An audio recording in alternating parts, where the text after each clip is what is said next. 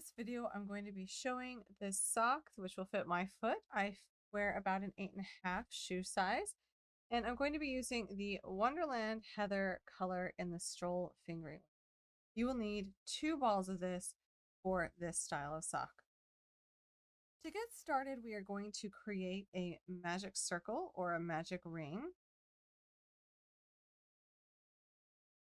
And then we will be chaining 1. I like to do that just to get it started a bit easy. I have a 3.5mm hook for this, and we are going to single crochet 8 stitches into this magic ring. Now there's something I want to talk about as we're single crocheting, and that's when I yarn over and pull up a loop. I like to pull up the second loop on the hook, maybe a little bit higher than what you're used to, and then yarn over and pull through both of the loops on the hook. The reason being is we're going to be working this toe portion all in split single crochets. And we're working split single crochets, we need to make our V stitch that shows on the front here a bit more roomy so that the next time we come around and we single crochet in the center of the stitch, so a split single crochet, we have room to do so. If you struggle with a split single crochet, you can go ahead for your first sock and create this section just in single crochet stitches. That's totally fine to do. If you're like, no, Brianna, I do not want to do the toe of the sock and split single crochet, totally fine simply to use single crochet stitches. But if you find that it's just not working out for you as we get going into this pattern more, because we will be using split single crochet to make this beautiful stitch pattern, usually the culprit is that loop when you yarn over and pull it up. You really want to pull it up to give it space so that it makes it easy to work into on the next. So I'm going to go ahead, once I have 8 stitches worked into this magic ring, I'm going to pull it mostly closed. I like to wait to pull it completely closed until after I do the next round. It makes it a little bit easier to work into those stitches without them being so tightly squished together, which we will want, but just not quite yet. So for round 2, we will be doing 2 split single crochets into each stitch around. And this is where we're going to look for that V stitch, and we're going to enter that stitch right through the center of that V. And when we come out on the back side, we will be coming through an upside down V on the back side. And that's how you know you've done that stitch correctly on where you enter. Also, notice I just joined in the round. We are working it continuously, so we're not doing a slip stitch to join. We're just going right into that first stitch. So having a stitch marker handy to mark the first stitch in the round is key for this pattern. So I'm going to do 2 split single crochets into this very first stitch, working them into the same space, and then I'm going to mark the first stitch of my round. And now we're just repeating that all the way around. We'll go to our next stitch right in the center of that V, come out underneath in the back, underneath the upside down V, right through that center. And then we yarn over and pull up a loop, yarn over and pull through both, leaving plenty of space to work into for the next round.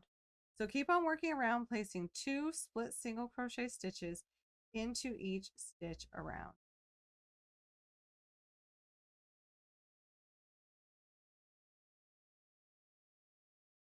Now for round 3 and for the odd rounds for this toe section, we will simply be single crocheting in each stitch around without increasing. So I'm simply going to split single crochet into each stitch around. I want to be sure to mark that first stitch in the round. So for round 3, we're just split single crocheting using that waistcoat style stitch. So split single crochet and do 16 stitches around.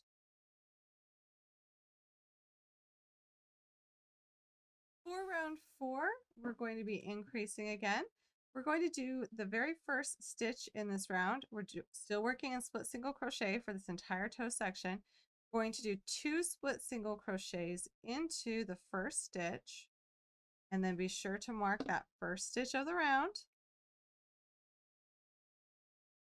And then we are going to single crochet into the next stitch, and that's our repeat around.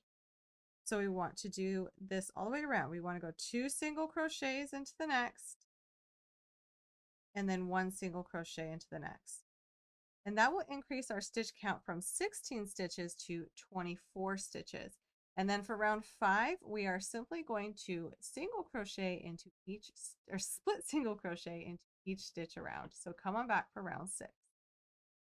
Now for round 6, we'll be increasing again. We're going to do 2 split single crochets into the first stitch of this round. Go ahead and mark that first stitch of round 6. And then we're going to split single crochet into each of the next 2. Then we will do 2 split single crochets into the next and split single crochet into each of the next 2 stitches. That's our repeat around. We just want to do 2 split single crochets in one stitch and then a split single crochet into each of the next 2. And that will repeat around for round 6. And at the end of round 6, you will have a total of 32 stitches. And then for round 7, you'll simply split single crochet into each stitch around. And now we move on to round 8. And for round 8, we are going to be increasing. We will do 2 split single crochets into the first stitch. Go ahead and mark that first stitch of the round.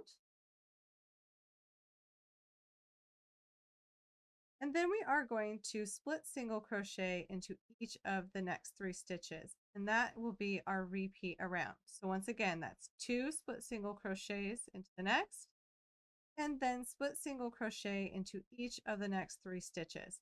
This will increase our stitch count to 40 stitches. For round 9, you will do 1 round in split single crochet, and then we will be finished with the toe, and we can move on to our instep, or what's also called our foot area.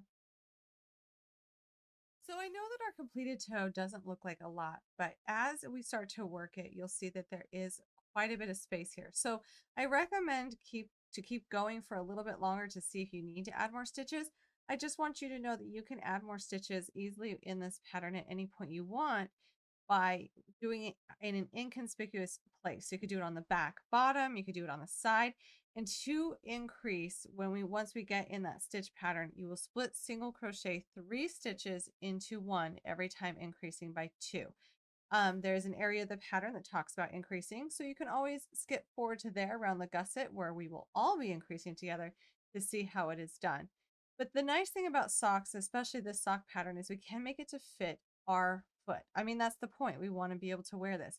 So as you go, plus it's fun too, try it on and make sure it's fitting and see if you need to either decrease an area or increase an area so that it's custom to your foot.